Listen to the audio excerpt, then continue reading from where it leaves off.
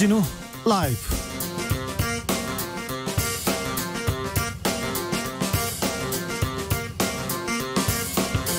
2020년 7월 28일 화요일입니다. 안녕하십니까, 주진우입니다.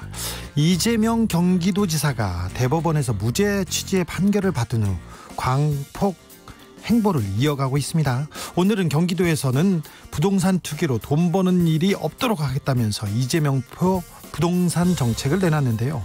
경기도 4급 이상 공무원들에게 거주용 1주택 외에 모두 처분하라는 명령을 내렸습니다. 기본소득, 청년수당, 수술실 CCTV에 이어서 부동산 정책까지 거침없는 이재명 도지사 훅 인터뷰에서 만나봅니다.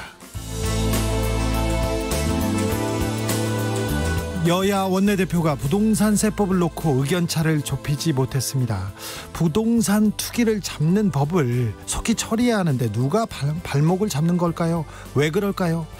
그런데 21대 국회의원이 보유한 부동산 재산이 4천억 원이 넘는다고 합니다. 4천억 원이. 오늘 경실련 발표에 따르면 미래통합당 의원들 부동산 평균 자산은 21억 원가량이고요. 더불어민주당 의원들의 2배 수준이라고 합니다. 이는 국민 평균의 7배 많다고 합니다. 이 내용 김원동 경실련 부동산 건설 개혁 본부장과 짚어보겠습니다. 법무부 산하의 법무검찰개혁위원회가 검찰총장의 수사지휘권을 없애라는 권고안을 내놨습니다. 논란은 이어지고 있는데요. 제왕적 검찰총장 권한에 견제가 필요하다는 의견과 아니다, 총장을 사실상 명예직 만드는 것이다, 이런 의견이 분분합니다. 이 내용 김남국 더불어민주당 의원과 짚어보겠습니다. 나비처럼 날아 벌처럼 쏜다. 여기는 주진우 라이브입니다.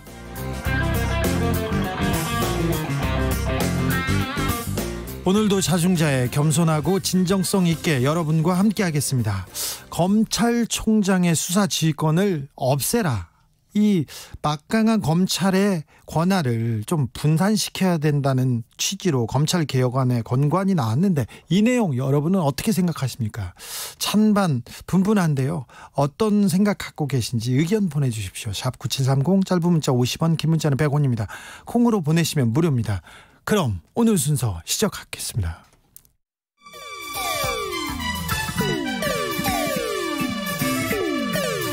(3805님) 그 언젠가 나를 위해 시사를 던져주던 단발머리 주진우 라이브. 왜 이런 거 저 시키는 거? 단발머리 휘날리며 늘 진실을 쫓겠습니다. KBS 1라디오 주진우 라이브.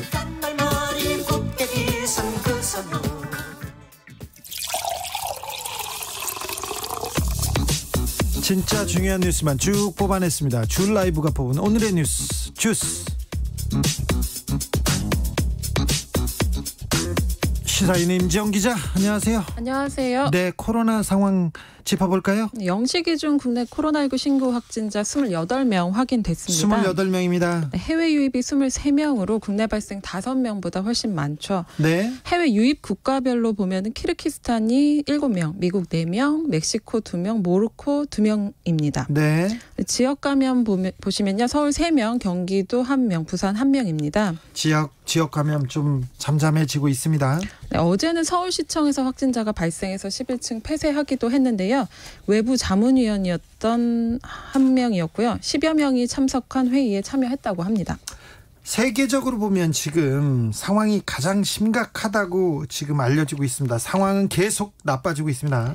네, 30일이면 세계보건기구가 코로나19에 대해서 국제적 비상사태를 선포한 지 6개월 되는 날인데요. 이날 코로나19 긴급위원회를 소집하기로 했습니다. 어제 테워드로스 사무총장이 그 세계보건기구가 국제적 공중보건 비상사태를 선포한 게 코로나19가 6번째인데 현재 상황이 가장 심각하다고 말했습니다. 예. 그 세계보건기구에 보고된 전 세계 누적 확진자 수가 1,600만 명에 달하는데요. 특히 지난 6주 동안 그 수가 거의 2배 증가했다고 우려하기도 했습니다. 점점 증가세는 빨라지고 있습니다. 네, 테오드로스 사무총장은 검사와 격리 또 치료 또 접촉자 추적 같은 기본적인 조치를 강조하면서 한국과 독일, 중국, 캐나다가 이 같은 조치를 지켜 좋은 성과를 거뒀다고 소개하기도 했습니다. 네, 그래도 긴장을 늦추면 안 됩니다. 한국과 독일, 캐나다 여기에 중국이 들어가 있네요. 네, 법무검찰개혁위원회가 계속해서 개혁안을 내놓고 있는데요. 이번에는 검찰총장에 관한 겁니다. 수사지휘권을 내려놓으라고 권고했습니다. 네, 권고안 요약해 드리면요. 검찰총장의 구체적인 수사지휘권 분산, 또 검사 인사 의견 진술 절차 개선, 또 검찰총장 임명 다양화 등입니다. 핵심은 그 수사지휘권을 사실상 폐지하라는 내용인데요. 현재는 검찰청법에 따라서 검찰총장이 전국 2,200여 명의 검사를 지휘하고 있습니다. 검사 동일체 원칙은 폐지가 됐는데 사실상 검찰총장의 집중된 권한 때문에 유지되고 있다는 문제 제기가 있었거든요. 그래서 일각에선 검사장 직선제 논의가 나오기도 했는데요. 개혁위는 이렇게 검찰총장의 집중된 권한을 서울, 부산, 대구, 대전, 광주, 수원 등 고검장들에게 넘겨서 권한을 분산하자는 겁니다. 고검장들한테 주면 검찰의 힘이 빠질까요? 네, 그 수사 지휘권을 좀 약화시켜서 검찰총장의 힘을 분산시키려는 의도로 보이는데 검찰총장의 힘은 빠질 겁니다. 그렇습니다. 네, 근데 법무부 장관의 권한을 좀 강화해서 정치적 중립을 지키는 게 어려워지는 게 아니냐는 우려가 나오기도 합니다. 네. 네. 여러 의견이 있어요. 내부에, 검찰 내부에. 네, 그리고 검찰 인사 절차도 바꾸라고 했는데요. 현재는 법무부 장관이 검찰총장의 의견을 듣도록 돼 있는데 권고안에 따르면 검찰총장의 의견을 듣는 게 아니라 검찰 외부 인사가 위원장을 맡는 검찰 인사위원회의 의견을 듣도록 했습니다. 법무부 장관이요? 네네. 검찰총장은 법무부 장관이 아니라 검찰 인사위원회에 서면으로 의견을 제출하라는 거고요. 물론 이런 권고안을 시행하기 위해서는 검찰청법을 개정해야 합니다. 네, 일단 검찰총장은 빠져라 이런 내용이네요. 네, 그리고 개혁위는 그 여성 법조인 또 변호사나 법학 교수 등을 검찰총장으로 임명해서 남성 검찰 간부들이 검찰총장을 독식해온 관행을 깨야 한다고도 권고했습니다. 네. 검찰 내부에서 좀 반발하는 분위기가 있습니까?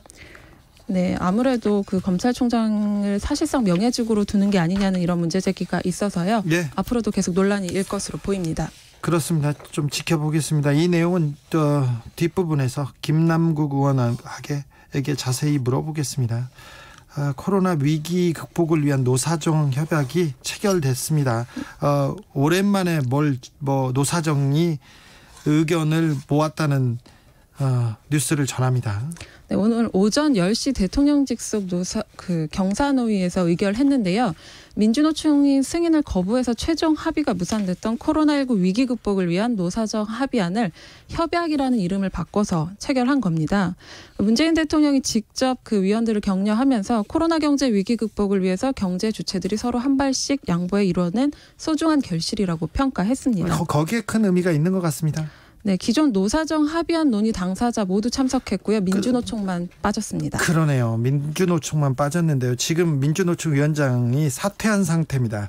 근데 민주노총도 여기에 힘을 모았으면 좋았을 텐데 그런 생각이 듭니다. 월성 1호기 조기 폐쇄 이 결정이 났습니다. 일단 월성 1호기는 닫기로 했는데 이걸 잘 닫은 게 문제가 된다고 감사를 버리고 있어요. 감사원에서. 그런데 이 감사가 편향감사라는 말이 계속 나오고 있습니다. 2018년 5월이었습니다. 월성 1호기 원자력 발전소가 폐쇄됐죠. 네. 월성 1호기는 국내 대표적인 노후 원전입니다. 한 차례 수명이 연장돼서 원래는 2022년까지 가동 예정이었는데요. 네. 지난해 9월부터 감사원이 국회 요청으로 이 발전소의 조기 폐쇄 결정 타당성에 대해서 감사를 벌이고 있습니다. 네. 폐쇄 당시 주무장관이었죠. 백운규 전 산업통상자원부 장관이 언론 인터뷰를 했는데요. 감사원이 편향적인 감사를 벌이고 있고 최재형 감사원장이 그 중심이다라고 폭로를 한 겁니다. 예. 백 전 장관은 지난 4월 감사위원회 직권심리에서 최 원장이 했다는 말을 전했는데요. 대선에서 41% 지지밖에 받지 못한 정부의 국정과제가 국민적 합의를 얻었다고 할 수 있느냐. 또 대통령이 시킨다고 다 하느냐고 공식석상에서 말했다는 겁니다. 네.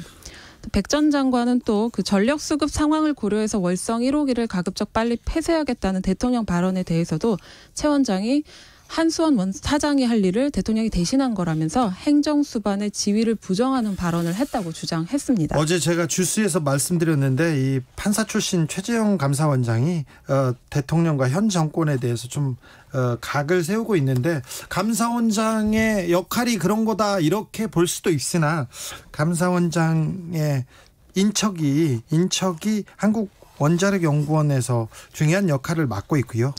그리고 또 최재형 감사원장이 감사원장에 이렇게 부임하고 나서 감사원 관련된 내부 정보가 자꾸 조선일보를 통해서 인척인 조선일보가 있는 조선일보를 통해서 계속 기사가 나오고 있다는 얘기를 좀 했습니다. 그런데 최재형 감사원장의 그 행보가 좀 정치권에 영향을 미치려는 그 모양새가 보여서 그래서 제가 주스에서 길게 이렇게 설명을 해드렸습니다. 주스에서 또 검찰 수사심의위원회가 생겼을 때 약자들을 위해서 약자들의 보호를 위해서 생겼는데 사실 법도 약자를 위해서 생겼는데 나중에 보면 약자들의 재산을 이렇게 뺏어가는 역할을 하기도 합니다, 법이. 그런데 수사심의위원회도 꼭 힘없는 사람들에게는 문턱이 너무 높고 힘있고 정말 그 슈퍼파워 이재용 부회장이나 한동훈 검사장 같이 힘이 센 사람한테만 수사심의위원회가 열린다 이런 얘기 많이 지적했는데요. 실제로 그랬다면서요? 네, 지난해 7월이었습니다. 사찰 노예 사건이라고 언론에 알려져서 화제가 된 일이 있었는데요. 그 30년 동안 서울의 한 사찰에서 착취를 당한 지적 장애인이 피해자입니다. 예. 경찰은 그 착취행위 대부분 인정하지 않았고 사건을 넘겨받은 서울북부지검도 수사가 지지부진하다고 합니다. 예. 그래서 피해자를 대리하고 있는 최정규 변호사라고요. 그 이주노동자나 난민 같은 약자를 위한 공익소송으로 유명한 변호사인데요. 매우 훌륭한 변호사입니다. 네, 그 최 변호사와 장애우 권익문제연구소가 지난 1일 서울북부지검에 수사심의 소집 요청서를 제출한 겁니다. 네.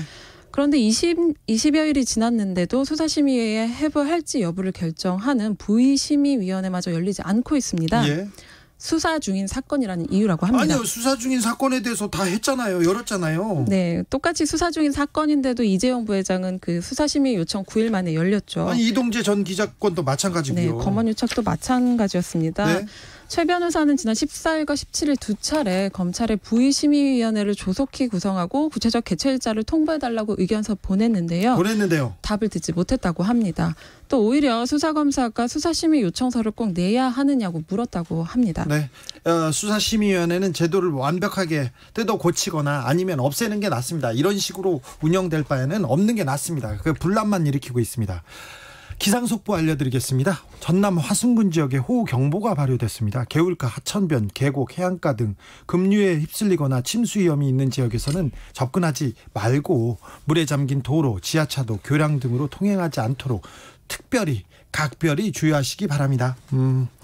월북한 탈북민 김아무개 씨, 이분은 뭐 굉장히 간첩 훈련을 받은 것도 아닌데 이렇게 유유히 월북을 했습니다. 이 김 씨의 행적이 밝혀지고 있습니다. 그런데 이 행적이 밝혀질수록 경찰, 군의 대응이 하나씩 좀 문제가 있다는 게 보이네요. 네, 느슨했다는 거 알려지고 있는데요. 경찰 발표 중심으로 그 김씨 동선 재구성해 보면요. 6월 12일 오전에 그 자신의 집에서 한 여성을 성폭행한 혐의로 6월 21일 김포경찰서에서 조사받았습니다. 네. 당시 혐의를 부인했다고 합니다. 경찰은 7월 4일에 국립과학수사연구원으로부터 피해자 몸에서 김씨 DNA가 검출된 사실을 통보받았고요. 그런데요. 네, 근데 증거인멸이나 도주 우려가 없다면서 불구속 수사를 벌여왔습니다. 네. 월북 첩보 접수가 있었는데도 경찰은 뒷북 대응했습니다. 월북 첩보가 있었어요? 네, 김씨 지인이 지난 19일 오전 1시 정도에 그 카카오톡 문자 메시지로 경찰에 월북을 제보했다고 합니다. 그래요? 네, 근데 김포경찰서는 34시간이 지나서야 제보자를 불러서 참고인 조사를 했고요. 그땐 이미 김 씨가 월북한 뒤였습니다. 아니 경찰이 조사하기 좀 그러면 국방부나 국정원에 좀 이렇게 공조 요청하면 될 거 아닙니까? 네, 유관기관에 공조 요청을 하지도 않았죠. 예? 네, 국내 입국한 탈북민은 정착지원 교육기관이죠. 하나원에서 12주간 교육을 받고 또 퇴소한 뒤에 법에 따라서 5년 동안 공식적인 보호를 받도록 돼 있습니다. 그래서 경찰이 주기적으로 가서 어떻게 사나 문제는 없는지 이렇게 살펴보도록 돼 있어요, 법으로. 네, 한 달에 한 번꼴로 전화나 대면 만남 진행해서 신변 이상 여부 확인해야 하는데요. 성폭행 조사 뒤에도 경찰은 별다른 감시나 관리에 나서지 않았습니다. 경찰은 보고나 통보, 협조 관련 부분에 대해 미진한 부분이 있었고 현재 합동조사단을 꾸려 전반적 사건 경위를 조사 중이라고 밝혔는데요. 당국은 그 인천 광화읍 월미곳에 있는 연미정 인근 배수로를 이용한 것으로 파악하고 있습니다. 네. 또 군 감시 장비에 월북 정황이 찍혔던 것으로 추정되고 있고요. 그런데 군은 아무 조치도 취하지 않았습니까? 네, 박한기 합참의장이 오늘 사과했습니다. 북한에서 김정은 국무위원장까지 나서서 이렇게 떠들썩하게 뭐 비상 방역 체제 높여라 이렇게 얘기했는데 그 이후에 뉴스는 없습니까? 네, 더 이상 그 김 씨의 신원은 물론이고 코로나19 검사 결과 양성인지 음성인지도 공개하지 않고 있습니다. 네. 정부 당국은 김 씨가 질본 전산 시스템에 확진자로 등록돼 있지 않고 관리 명부에도 등록이 돼 있지 않다고 밝혔고요. 그런데 김정은 위원장이 이 월북한 김 씨 얘기를 하는 걸 보면 하면서 비상 방역 얘기를 하는 거 보면 한국에 이렇게 방역에 대한 도움을 요청하지 않는 건가, 강한 신호를 보낸다고 그렇게 보입니다. 그렇게 읽혀집니다. 오늘 한미 미사일 지침이 개정됐습니다. 네, 지금까지는 국내 우주 발사체를 개발할 때 액체 연료만 사용할 수 있도록 제한이 돼 있었습니다. 고체 연료를 사용하려면 그러면 다른 나라한테 검사 받아야 됩니까? 검사라기보다 한미 미사일 지침에 따라서 고체 연료는 개발할 수 없게 돼 있었던 건데요. 아예 없게요? 네네. 청와대 국가안보실 김현종 2차장이 오늘 우주 발사체에 대한 고체 연료 사용 제한을 완전히 해제하는 미사일 개정 지침이 새롭게 채택됐다고 밝혔습니다. 예. 그래서 이제 고체 연료를 활용해서 적에도 군사 정찰 위성을 언제 어디서든지 쏘아 올릴 수 있게 되었다는 건데요. 한반도와 동북아 평화체제 구축에 기여할 거라고 말했습니다. 미사일 기술에 대해서는 거의 우리나라가 북한하고 비교할 수 없을 만큼 뛰어난 기술을 가지고 있는데 미사일 발사 능력, 미사일에 관해서는 능력이 많이 떨어진답니다. 이런 그 제재 때문에 그랬는데, 이런 제한이 있었는데 이런 제한은 좀 빨리 풀어야죠. 돈을 방위비에 많이 쓰면 뭐합니까? 그래서 인건비에 많이 쓰면 뭐합니까? 이런 이제는 총 들고 가서 이렇게 고지를 점령하고 그런 그 싸움을 하는 그런 시대는 지났잖아요. 싸움을 물론 하지는 않을 겁니다. 하지만 미사일 방위 능력은 좀 있어야 되는데 이 부분 부족했습니다. 늦게나마 이 지침이 개정된 거는 환영할 만합니다. 중국 얘기 하나 할까요? 네, 영국의 기술 전문 매체 컴페리텍 보도인데요. 감시 카메라가 가장 많이 설치된 상위 20개 도시 가운데 16곳이 중국 도시라고 합니다. 베이징이 115만 대로 1위였고요. 상하이가 2위, 타이위안이 4위였습니다. 그래, 중국 도시가 많은데, 중국 도시가 거의 대부분인데 다른 나라는 어디예요? 상위 20위 안에 보면 영국 런던이 포함됐고요. 런던 많죠. 네, 인도는 델리하고 하이데라바드라는 곳, 또 첸나이 등이 포함됐습니다. 우리나라는 뭐 별로 많지 않은 건가요? 서울하고 부산이 조사 대상이었는데 서울이 4만 883대로 44위, 네. 또 부산이 780대로 111위였습니다. 네. 또 이 매체가 조사를 해보니까 감시 카메라 수와 범죄율 간의 상관관계가 거의 없다고 말했는데요. 사실 없는데 사실은 감시 목적인 경우가 많다. 중국 경우는 신장 위구르나 소수민족 지역에 특별히 CCTV가 많다면서요. 네. 근데 댓글 보니까 재밌는 게 중국은 국영 방송도 CCTV잖아, 이런 댓글이 달렸더라고요. 여기까지 듣겠습니다. 주스 임지영 기자 함께했습니다. 수고하셨습니다. 네, 감사합니다. 2194님이 궁금한 건 수사지휘권 빠지면 검찰총장은 무슨 일을 하게 됩니까? 이렇게 물어보는데, 검찰총장이 수사지휘를 안 받고 인사도 이렇게 얘기를 안 하면 좀 그런 그 의견이 있을 만합니다. 7228님, 검찰은 법 집행에 힘이 있어야지, 그래야 수사를 하지, 검찰총장이 허수아비입니까? 한심합니다. 이런 의견 주셨고요. 4297님이 기본적으로 검찰총장을 검찰청장으로 이름부터 바꿔야 합니다. 쉬운 일부터 하나씩 합시다. 이런 의견도 있고요. 강병환님은 왜 검찰의 권한을 빼야 하는 건지 모르겠어요. 그 힘을 바른 곳에 쓰지 못하는 것이 문제인 거 아닌가요? 그런데 그렇죠. 검찰도 우리 공무원입니다. 우리 칼을 가진 공무원인데 잘 써야죠. 2536님, 현 제도는 독재 정권이 검찰총장 자기 사람 심어서 마음대로 하기 좋습니다. 검사장 직선제로 가야 합니다. 이런 의견도 나왔습니다. 교통정보센터 다녀오겠습니다. 정현정 씨. 네, 오늘 낮 동안 전국적으로 장맛비가 내렸습니다. 오늘 저녁까지는 전국이 흐리고 대부분 지역에서 비가 올 전망이고요. 자정까지 서울, 경기 북부와 강원 북부에는 산발적으로 빗방울이 떨어지겠습니다. 시설물 관리에 유의하셔야겠고요. 교통안전에도 더욱 유의하셔야겠습니다. 현재 서해안고속도로는 목포 방향 서평택 분기점 진출로 2차로에서는 화물차 단독 사고가 있습니다. 서평택에서 홍성 더 넘어서는 영광까지 빗길입니다. 조심하시고요. 반대 서울 쪽으로는 바람 부근에서 화성휴게소 부근까지 정체가 9km입니다. 일산에서 김포까지와 김포에서 송내에 이어서 밀리고 있습니다. 경부고속도로 서울 방향 기흥에서 수원까지 속도 줄여 지나고요. 남사부근 5차로에서는 작업을 하고 있어서 안성분기점에서 오산 나들목까지 6km 정체입니다. 서울 양양고속도로는 서울 방향이고요. 덕소 3패에서 강일까지 정체입니다. 호남고속도로 천안 쪽으로는 대덕분기점 부근 갓길에 승용차 단독 사고를 처리하고 있습니다. 조심하시기 바랍니다. KBS 교통정보센터였습니다. 주진우 라이브.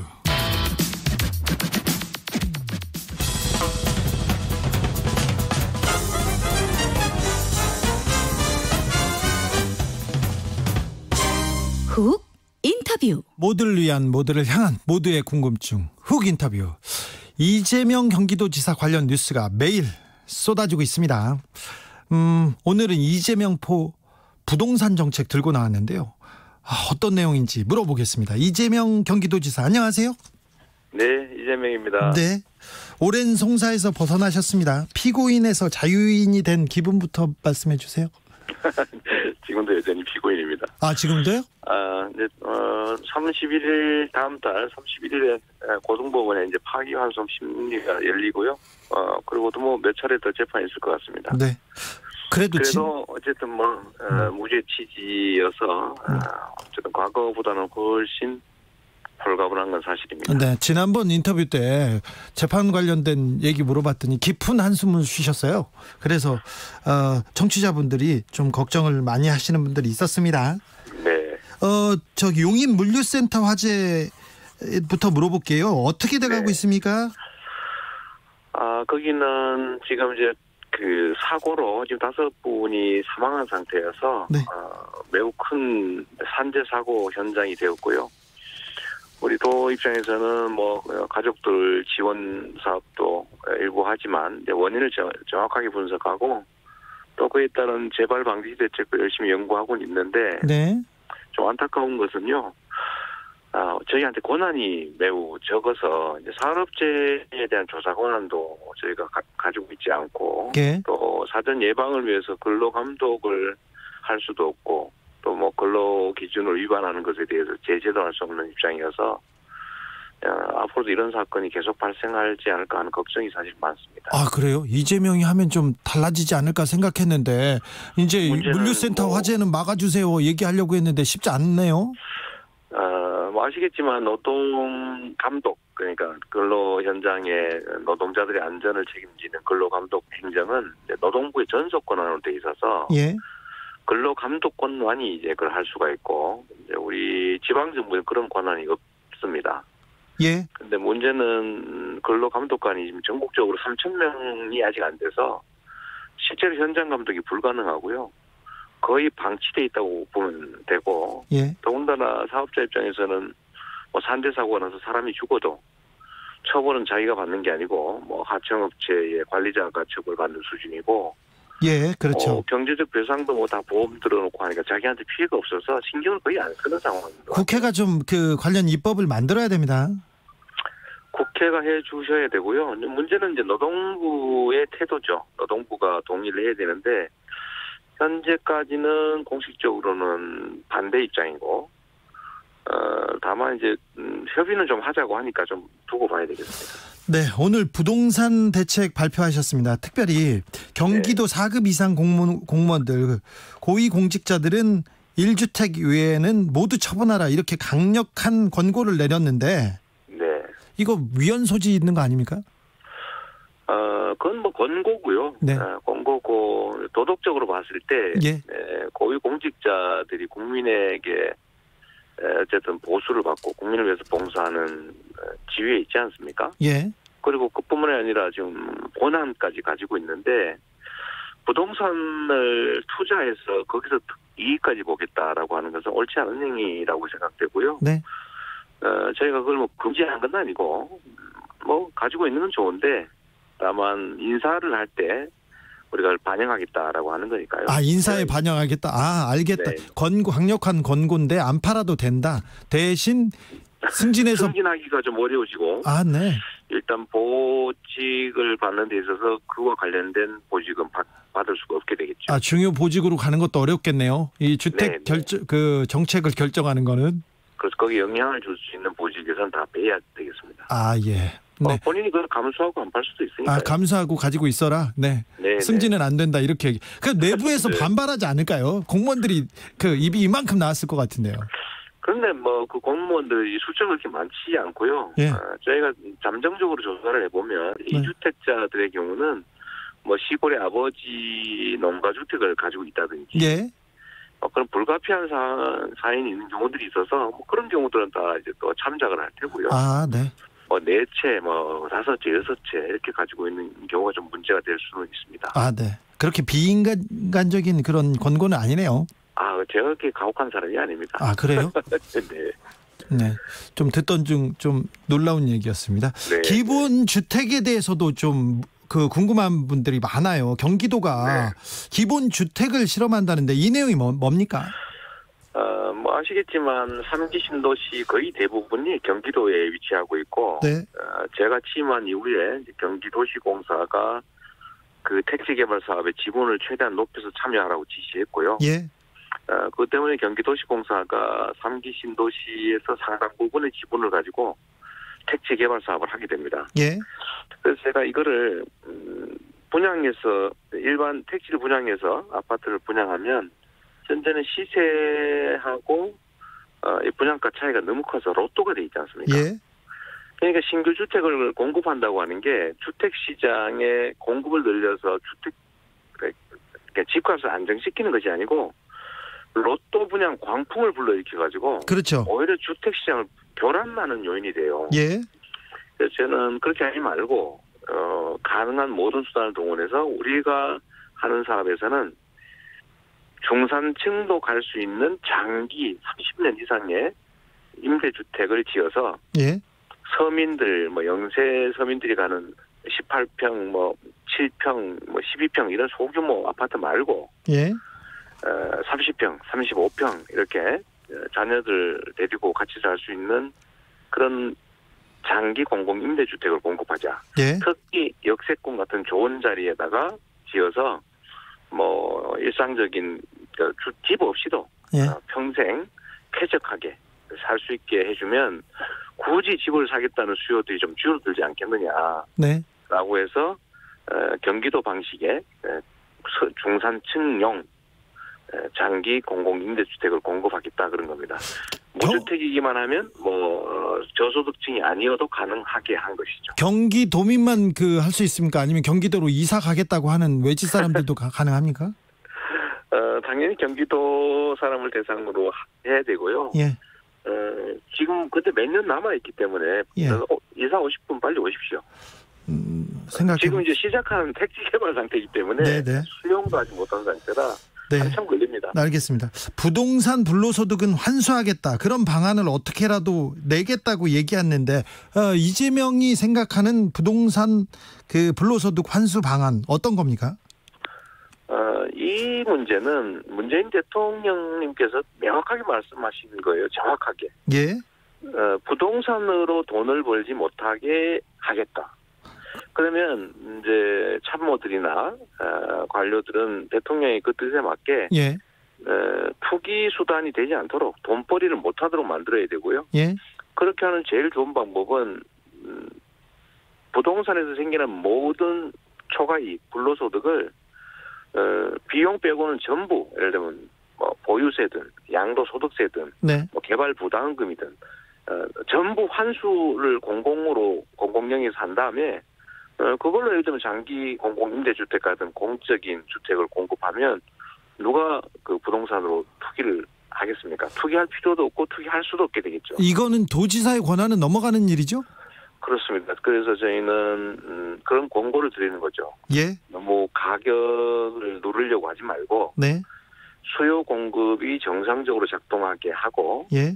그중에 핵심은 비주거용, 실주거용이 아니면서 가지고 있는 주택에 대해서는 아주 엄정한 중과세를 해야 된다. 예. 그리고 가능하면 그 중과세가 벌이 아니고 우리 모두를 위한 정책이니까 그렇게 거둔 부동산세는 가급적이면 지역화폐로 전 국민에게 환급해주면 기본소득으로 주면 경제도 살고 불평등도 완화되고 조세 저항도 줄이고 투기도 막고 예. 제일 좋지 않겠냐 이렇게 생각하고 있습니다. 기본소득, 청년수당, 그리고 계곡 복원사업, 수술실 CCTV 설치, 그리고 중고차 사이트, 가짜 사이트 적발, 계속해서 지금 정책을 쏟아내고 있습니다. 네. 지금 그 많은 정책들 잘 추진되고 있습니까? 관리되고도 있고요. 국민들이 원하는 일이고 또 합리적이고 바람직한 일이고 또 다 법률적 근거가 있고 도지사 권한 내의 일들이기 때문에 네. 잘 진행되고 있습니다. 예, 잘 진행되고 있습니까? 네. 그리고 이것도 물어보고 싶습니다. 정규직과 비정규직에 지금 보수 차이가 큰데 비정규직한테 네. 웬만하면 고용기간이 짧을수록 더 많이 주겠다, 보수를. 여기에 대한 반응은 뜨겁습니다. 그런데 어떻게 추진됩니까? 내년부터 예산 편성해서 즉시 시행하려고 합니다. 네, 내년부터요? 네. 근데 한 2천 몇백 명 정도이기 때문에 저희가 이제 대부분 정규직화 했거나 해서 부득이 비정규직으로 쓸 경우에는 당연히 보수를 더 많이 드려야 된다. 불안정에 대한 대가도 지급해야 되고. 근데 이게 우리만 하는 게 아니고요. 선진국들이 이미 하고 있는 일입니다. 네. 큰 어려움은 없는, 마음만 먹으면 할 수 있는 사업인데. 네. 지금까지 못해서 좀 아쉽고 죄송하고 그렇죠. 네. 맘만 먹으면 그렇게 어려운 일은 아닙니까? 네, 그렇습니다. 김정우 님이 이 지사님 이제 염색은 안 하시나요? 개인적으로 흰머리가 더 카리스마 있게 보이긴 합니다. 이렇게 얘기했습니다. 제가 이제 시간이 없는 건 아니고요. 네. 이런저런 이유로 마음을 좀 이렇게 내기 어려워서 아직까지는 못했는데 네. 또 때 되면 해야죠. 네. 마음을 내기 어렵다. 그런데 대법원 무죄 취지 판결 이후에 좀 많이 부드러워지신 것 같아요. 갑자기. 그런가요? 네. 아무래도 컨셉 아닌가요, 이거? 그건 아니고요. 예. 그건 아니고. 근데 대법원 판결 후에 마음의 여유가 좀 생긴 건 사실이고. 네. 특히 이제 재판 때문에 마음을 쓰지 않으니까 덜 쓰니까 네. 아무래도 업무에 집중할 수 있어서 그건 정말로 좋긴 합니다. 네. 이제 마음의 여유가 생기셨다니 저 곤란한 질문으로 넘어가겠습니다. 네. 안 해주시면 좋겠는데. 네. 김부겸 전 의원과 만나서 네, 이렇게 사진 찍었는데요. 당권 경쟁과 차기 대선과 과정의 연대다 이렇게 얘기 나오는데 이거 어떻게 보세요? 연대를 할 필요도 없고 또 그런 게 김부겸 후보님한테 도움이 될 리도 없고 또 제가 경기도지사로 도정하는 사람인데 네. 그렇게 정치적 이렇게 태풍 정치적인 논쟁의 와중에 끼어들 이유도 없어서 제가 연대를 한다는 건 사실이 아니고요. 다만 그분하고는 제가 인연이 많은 분이어서 예. 제가 정치적으로 은혜도 입은 일도 있고 또 경기도에서 같이 또 정치적으로 성장하신 분이고 개인적으로도 매우 가까운 분이셔서요. 아니 경기도 오시는 길에 들른 겁니다. 경기도 오시는 길에 들렸는데 지금 사진 찍으면 그런 거 아니야 이렇게 손사래를 쳐도 사람들은 그렇게 생각하죠. 네? 이낙연 선두주자인데 대권 지지율이 지금 1등 이낙연, 2등 이재명인데 2등 이재명이 김부겸하고 사진 찍으면 다 그렇게 생각하죠. 제가 곧 아마 이낙연 후보께서 경기도 오신다는데요. 네. 그분이 오셔서 혹시 들르시면 제가 똑같이 환영해드리고 또 좋은 말씀을 해드리고 그럴 생각입니다. 박주민 의원 서운하다고 옆에서. 당연하죠. 네네, 알겠습니다. 당연히 우리 제가 민변 후배시기도 한 박주민 의원 오시면 똑같이 우리 도 입장에서 네. 당연히 또 격려해드리고 그래야죠. 네. 우리 네. 다 식구들이잖아요.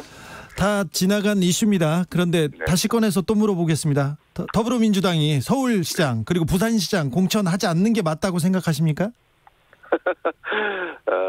가급적이면 정치에 관계된 얘기 하지 말라고 우리 참모들이 정말 말리는데요. 예예. 제가 정확하게 다시 말씀드리면 네. 지금이나 그때나 공당이 국민에게 문서로 한 약속은 지킨 게 맞죠. 네. 그러나 그게 예를 들면 국민들에게 오히려 나쁜 결과를 빚는다면 그런 상황이 되면 문서 약속 때문에 공천 안 할 수는 없는 상황이 되는 것이고 네. 그럴 경우에는 국민에게 석고대죄 수준의 사과나 반성을 해야 된다가 네. 제 입장인데요. 네. 근데 가끔씩은 어떤 분들이 제가 이게 말씀드린 이 부분 중에서 필요한 부분만 떼가지고 그런데 자 그런 인터뷰에서 그렇게 말했을 때 경우 이재명이 이렇게 말하면 앞뒤 다 빼고 이재명 무공천 주장 이렇게 나갈 거 아셨잖아요. 그 저한테는 몰랐습니다. 아이고 모르셨다니. 아니 그래서 이렇게 입장을 냈구나 하는 정도 하지. 네. 뭐 뒷부분을 자를 줄도 몰랐고요. 네. 그것도 뭐 인터뷰 다 들으신 분은 알겠지만 네. 제가 답변을 안 드리려고 몇 차례 이렇게 말을 끌다가 다양을 했는데 네. 어쨌든 제가 그게 넘어간 거죠. 그래서 그거는 네. 그러나 결국 뭐 같은 얘기고요. 네. 전 지금도 그 점은 같습니다. 다만 조선일보 같은 데서 막 저를 칭찬을 하면서 네. 무공천 맞다. 예. 이재명도 주장했다. 이러니까 아니 제가 그런 취지로 얘기한 건 아닌 건 다 알 텐데 네. 그래서 다시 한번 말씀드린 거예요. 원칙적으로는 약속은 지켜야 되지만 또 못 지키게 될 경우는 엄정한 반성과 사과가 필요하다. 네. 뭐 그런 원론적인 얘기를 했던 겁니다. 원론적인 얘기를 했는데 일부 언론이 그 허리를 자르고 쓴 건가요? 뒷부분은 말을 안 해주더군요. 그렇죠. 네. 네. 그렇게 나간다는 거 아시는 거 아니에요? 혹시 이재명은 한다면 한다 이런 강박관념이 있어가지고 네. 말 바꾸겠다 이런 말 듣기 싫어서 계속 그 얘기하시는 거 아니에요? 그런데 뭐 그런 것도 있을 수 있습니다. 네. 방점이라고 하는 게 있는데, 네. 예를 들면 상황에 따라서 예를 들면 말의 취지나 이런 게 좀 다를 수 있죠. 예. 그런데 일반적으로는 무공천이 약속대로 하는 게 맞다. 그러나 뭐 그런 다른 상황이 되면 꼭 사과하고 해야 된다라고 하는 얘기가 또 다른 상황이 되면 야 무공천 주장했다. 우리 편이네. 막 이렇게 될 경우에는 또 다른 측면들을 또 얘기하지 않을 수가 없는 상황이 되죠. 네. 그래서 도정회의는 말하지 말라고 하는 우리 참모진들의 엄명이 떨어져 있습니다. 자, 이제 허리는 안 자를 테니까 그러면은 그 기자들은 이재명 서울시장 공천에 대해서는 뭐라고 했다 이렇게 얘기합니까? 하면 됩니까? 지금요? 네.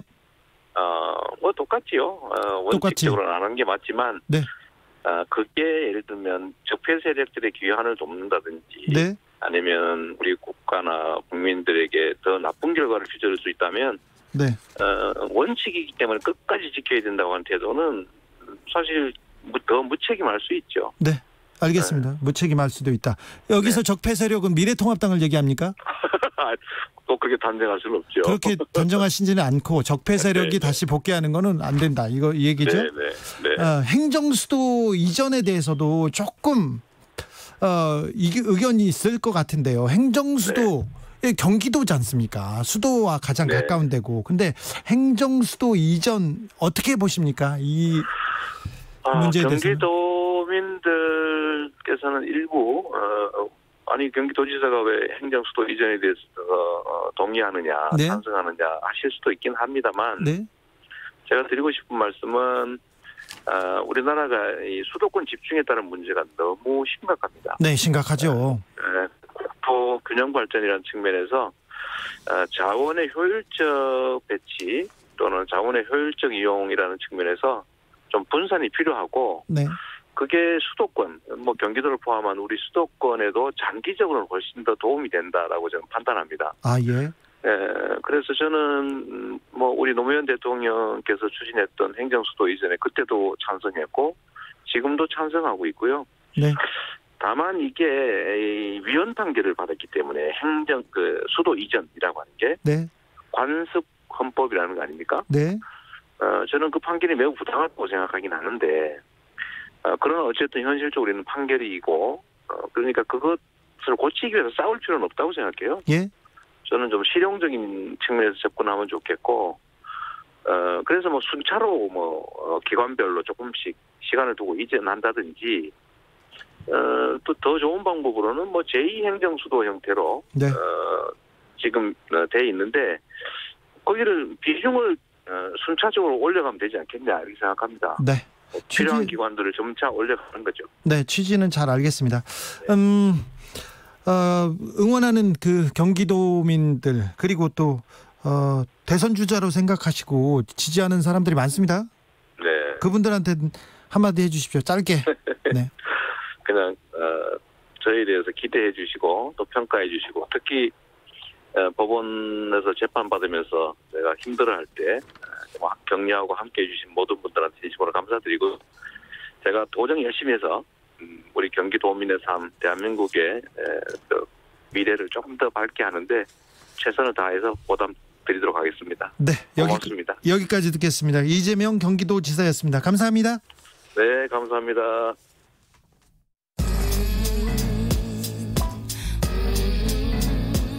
나비처럼 날아 벌처럼 쏜다.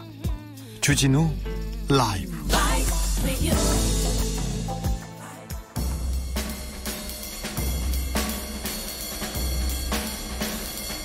느낌 가는 대로 그냥 고른 뉴스 여의도 주필.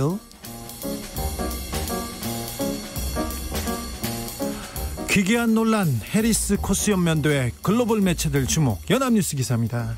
해리 해리스 주한 미국 대사가 코스염 면도했지 않습니까? 이게 어제 우리나라 언론에 다 이렇게 나왔어요. 그런데 해외에서도 큰 화제였어요. 뉴욕타임스, CNN, BBC 다 보도했습니다. 뉴욕타임스는 해리스 대사가 외교적 긴장을 일으킬 수 있는 위협 요소였음에도 불구하고 2년 동안 유지해온 코스염을 잘랐다 이렇게 얘기했어요. CNN 방송에서는 해리스 대사의 코스염에 대해서 한국 사람들이 좀 인종차별일 수도 있는 일을 했다는 이런 보도도 했고요. BBC에서도 보도했습니다. 그런데 미국인 아버지, 일본인 어머니 사이에서 태어난 해리스 대사가 일제강점기 조선 총독 연상시킨다고 비판받고 코스염 공격당한 거 있지 않습니까? 근데 그게 코스염이라고 우리 국민들이 공격한 건 아니었잖아요. 사실 해리스 대사가 방위비 분담금에 대해서 미국의 입장을 과하게 주장한 거, 그다음 지소미아 문제가 있었을 때 그때 좀 일본 측 입장을 좀 두둔한 거, 그다음 남북 문제가 한 걸음씩 나아가려고 했을 때 미국 워킹그룹으로 가라 그러면서 좀 단호하게 얘기했던 부분에 대해서 우리 비판적인 여론이 있었고 그래서 코스염을 공격한 건데 인종차별 그런 거 아니지 않습니까? 그런 거 아시지 않습니까? 댓글에 해리스 대사 면도하자마자 어우 잘생겼다, 보기 좋다 응원 댓글 많이 달렸어요. 해리스 대사님 성종기 흔들면서 응원하는 사람들 많다는 거 아시죠? 네, 좀 알아주세요. 네, 일본 입장 이해 많이 해주시잖아요. 우리 입장도 좀 부탁드려요. 일본 아베 사죄상 사실이면 한일 관계에 결정적 영향. 연합뉴스 기사입니다. 한 민간 식물원에 설치됐다고 보도된 이른바 아베 사죄상, 그러니까 위안부 할머니가 있고 그 앞에 누가 사죄하는 그런 동상이 생겼대요. 이 보도가 사실이라면 한일 관계에 결정적인 영향을 미치게 된다면서 일본 정부 대변인인 스가 관방장관이 그렇게 얘기했어요. 한국 측에 대해서 위안부 문제에 최종적이고 불가역적인 해결을 확인한 2015년 한일 합의의 착실한 이행을 계속 강하게 요구한다 이렇게 얘기했는데, 불가역적이고 최종적이라고 이렇게 얘기했던 그 합의가 문제가 있다는 거를 일본이 더 잘 알지 않습니까? 그리고 결정적인 영향을 미칠 거라면서요. 일본 내에서 혐한 시위는 어떻게 하고, 혐한 서적, 그 많은 거짓 위선, 혐오 조롱은 어떻게 하고, 이제 뭐 하나 가지고 이렇게 트집을 잡는 건지 조금 이해가 안 됩니다. 댓글에 사죄상은 좀 아니지 않냐, 딴 나라 수장을 마음대로 표현한 건 이거는 좀 아니지, 이런 분도 있었고요. 아베가 사죄를 안 하는데 굳이 유치하게 저런 걸 만들어서 좀 우스꽝스러워서 보인다, 저런 짓은 하지 말자, 이런 의견도 많습니다. 그래서 좀 이 문제에 대해서 유치하다는 얘기도 있고, 우리는 조금 이런 중심을 잡고 있습니다, 우리 정서는. 그런데 혐한 시위, 혐한 서적 계속 방조해놓고, 그 부분에 대해서 우리가 정부에서 우리 문체부 장관이 나서서 그런 얘기 안 하지 않습니까? 외교라는 게 있는데, 이거 일본 정부, 일본 대변인이 이렇게까지 얘기하는 거는요, 조금 너무 심한 것 같아요. 제 생각이에요. 이건 우리 정부에서 얘기하는 건 아니고요, 정부하고 저는 전혀 관련이 없는데, 제 생각에는 일본이 좀 너무하다, 유치하다, 이렇게 생각한다고요. 찾아가지 않은 세탁물로 조부모 패션쇼, 팔로워 13만 명, 서울신문 기사입니다. 대만 타이중이라는 시에 70년 동안 세탁소를 운영해온 할아버지 부부가 있어요. 그런데 심심했대요, 이 할아버지 부부가. 그리고 걱정거리가 있었어요. 할아버지가 세탁물을 맡겨놓고 찾아가지 않는 사람들이 의외로 많아서, 어이구, 고객이 이거 좀 찾아가야 될 텐데, 그래서 이걸 어떻게 좀 알리지 해서 패션쇼를 열었답니다. 물론 그 세탁소 내에서. 창완지 할아버지는 83세고요. 수시우의 할머니는 84세입니다. 그래서 10년 동안 안 찾아간 옷들을 모아서 이렇게 걸치고 그걸로 패션쇼를 열었는데, 이게 세계적으로 화제를 모아서 팔로워가 13만 명이 생겼답니다. 그래서 수 할머니가 나 같은 노인네 사진을 보겠냐는 사람이 그렇게 많을 줄 예전이라면 생각지도 않았어요, 이러면서 그 인스타그램 포스트 말미에 세탁물 찾아가세요, 그거 잊지 마세요, 이렇게 적어둔답니다. 그런데 사진도 보고요, 이 할머니 할아버지들 하는 거 보면 엄청 멋져요. 엄청 멋있습니다. 네. 그냥 그렇다고요?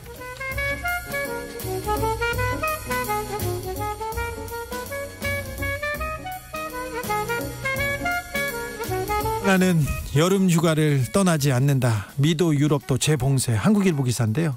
성급한 봉쇄 해제 논란이 컸던 미국에서 결국 피해 규모가 커지니까 재봉쇄 움직임 보이고 있습니다. 각 주에서 막고 있어요. 그리고 국경을 개방했던 유럽에서 강제 격리 조치 부활하고 있습니다.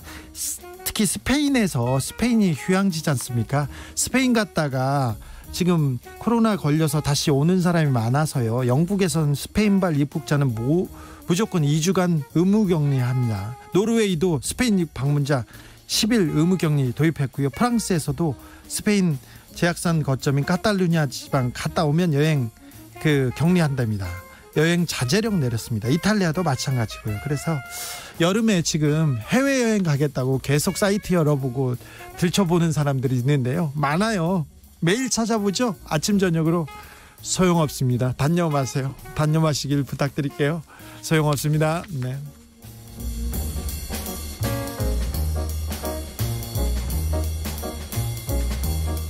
송골매 발톱에 마스크가 엉켜 족쇄가 된 코로나 쓰레기. 서울신문 기사인데요. 얼마 전 영국에서 마스크에 발이 묶인 갈매기가 구조됐어요. 그래서 놀랍다 했는데, 이번에는 마스크를 먹이로 착각하고 낚아챈 새끼 송골매가 사진에 포착됐습니다. 이 사진을 찍은 작가는 발톱에 마스크가 엉켜 있었다, 분명히 먹이인 줄 알았을 텐데 송골매가 잘못됐을까 걱정이다, 이런 얘기를 했는데 진짜 걱정입니다. 마스크 때문에 곤욕을 치른 게 이 갈매기, 이 송골매가 처음은 아닐 거예요. 이 마스크 처리 지금 걱정됩니다. 코로나19 관련 쓰레기 처리 특별히 좀 각별히 주의해야 됩니다. 마스크 이게 일단 기본적으로 바이러스에 노출됐을 수도 있는데 여기저기 널려 있지 않습니까? 이 처리 조금 조심해야 될 것 같아요. 댓글에는 환경 파괴가 갈수록 심해지네요. 우리들이야 그렇다 치고 우리들 아이들이 살 세상인데 세상이 참 걱정됩니다. 이렇게 합니다. 마스크가 이런 아픔을 주게 될지는 꿈에도 생각하지 못했습니다. 송골매한테 미안합니다. 배철수 형한테 사과해야 되나? 송골매 아무튼 송골매야 미안해. 송골매 새가 되어 나르리 들으면서 잠시 쉬었다 저는 6시에 돌아오겠습니다. 발톱에 묶이는 마스크가 좀 풀렸어야 될 텐데 기도하겠습니다.